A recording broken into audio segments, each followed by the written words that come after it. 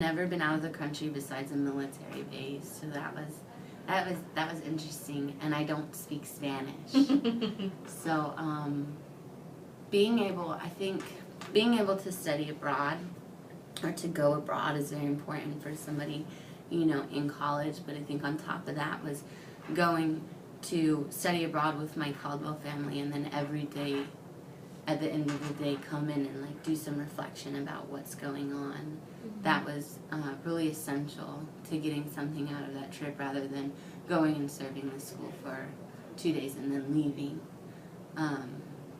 Figuring out how we could go and make an impact without, going and taking some pictures with some foreign kids and putting it as a profile picture. Yeah. That was really impactful. The seminar was excellent. My life coach, I had never sat down with a professional person, and it was almost like a psychiatrist, but it wasn't.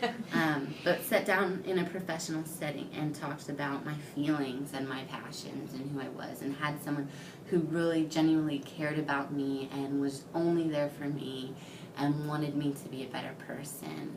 I think a lot of people in the program growing up didn't have an opportunity to talk to anyone like that, really, depending on the settings that you were raised in. So that was really essential to my growth in the program.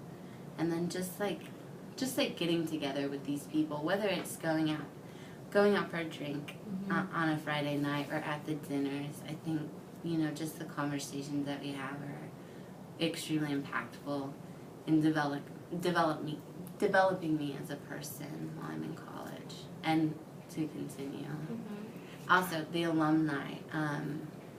The alumni are so involved in the program, and I know so many people who are outside of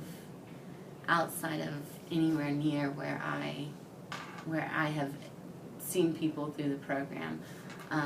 So much older people who just are passionate and thankful for the impact that the program has been to them, and really show it by giving back and saying, well, this is what happens after you leave. This is, it's going to get even harder, and the world's even worse. But I think that's an essential part of the program, too, is how many people come back, and it shows you, okay, this is going to be a part of my life for the rest of my life.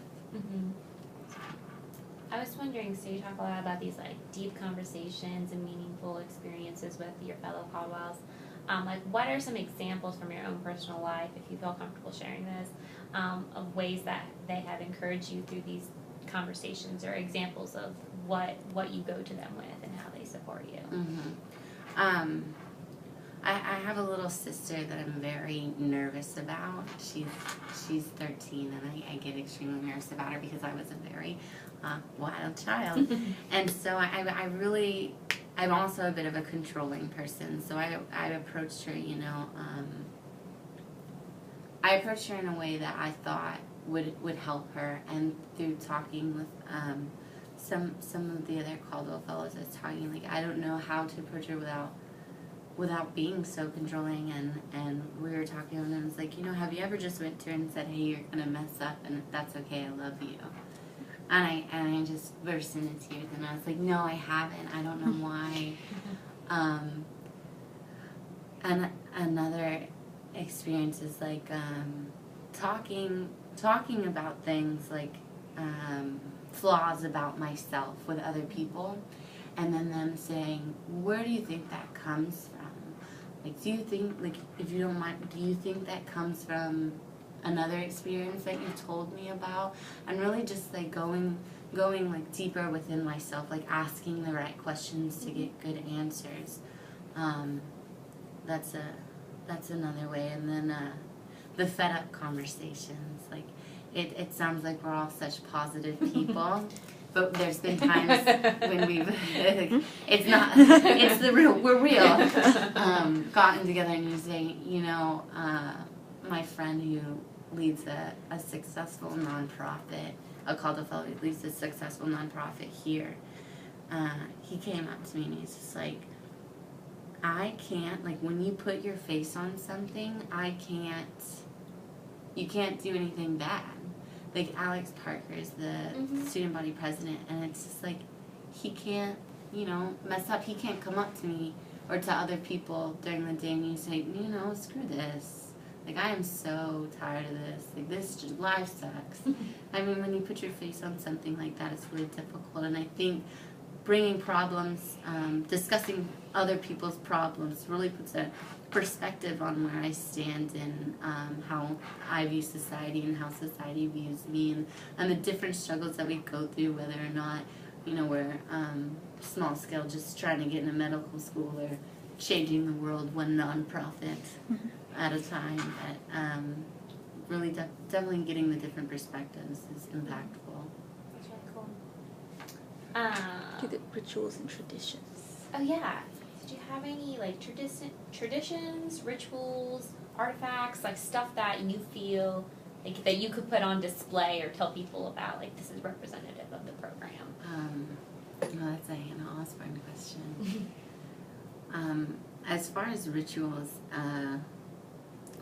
we go to Players Retreat every Tuesday night, and it's nothing to do with the program, and we can bring our friends, but everyone from every class that can comes at like 10 o'clock, and we just hang out. And I think that you don't see that a lot in other programs, like especially in like scholarship type programs where you're awarded tuition, and so then you think, you know, they're really busy people who are all school oriented. I think getting together and doing that, the dinners, I think if somebody comes, I'm so glad that you guys got to come to the last dinner, but the dinners are a really good reflection of how we think and talk about everything.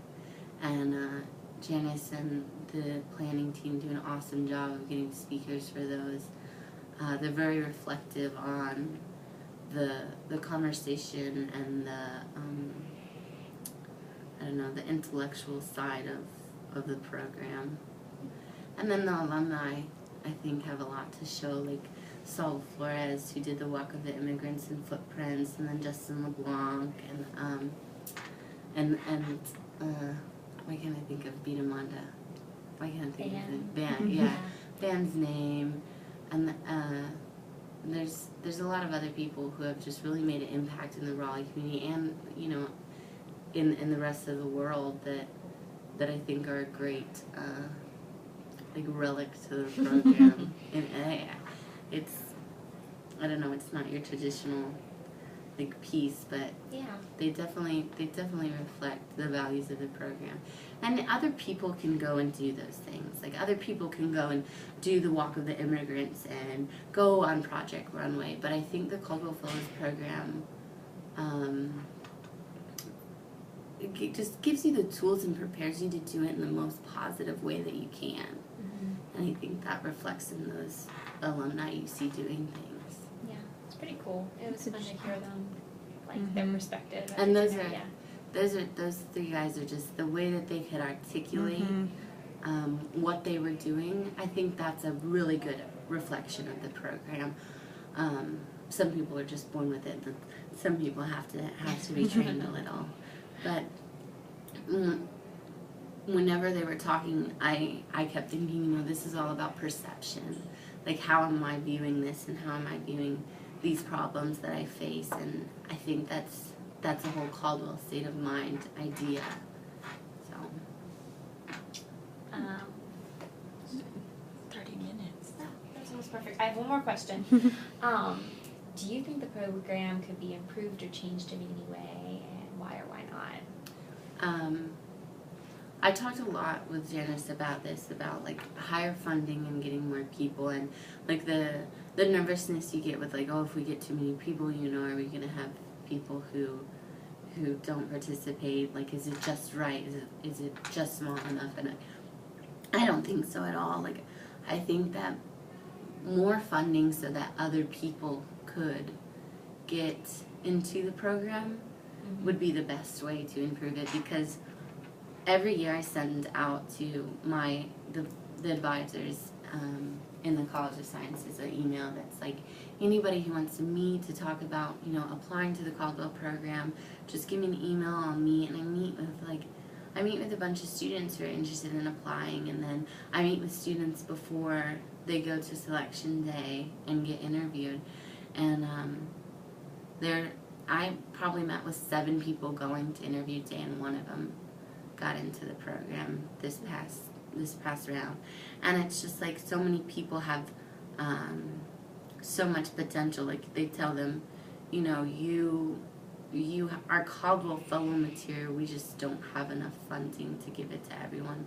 And that's really, I think that's really tragic. I think the system, the way we go about choosing who gets into the program is not flawless, but is exceptional. So I don't think that we'd have any trouble getting like bad apples. But I think more funding so that other people can have that experience. Like I said, it's almost selfish what I get out of the program. No matter how much I give back to the program, which I do plan on doing when I'm an alumni, I don't think that it'll ever amount to like what it's given me. Like it's given me professional development and personal development, but it's also given me like a family that I won't find anywhere else. Cool. Do you have anything else you want to share about the program as we wrap up? Anything we didn't talk about that you feel like really represents the program? I think the people are just, the people is where you're gonna get like the best information about the program, sitting down and talking with them. Besides that, the impact that the Caldwell Fellows program has at state should be noted too, like the different things that different students do, and like we recycle and different programs that we've engaged in, the community service learning groups that we do outside for the freshman seminar. A lot of us continue to volunteer in them, so just the impact that I think I should be noted that the Caldwell Fellows program has on the Raleigh area and other places. Cool. That's good to note. Yeah. Thank you very much. No, it's no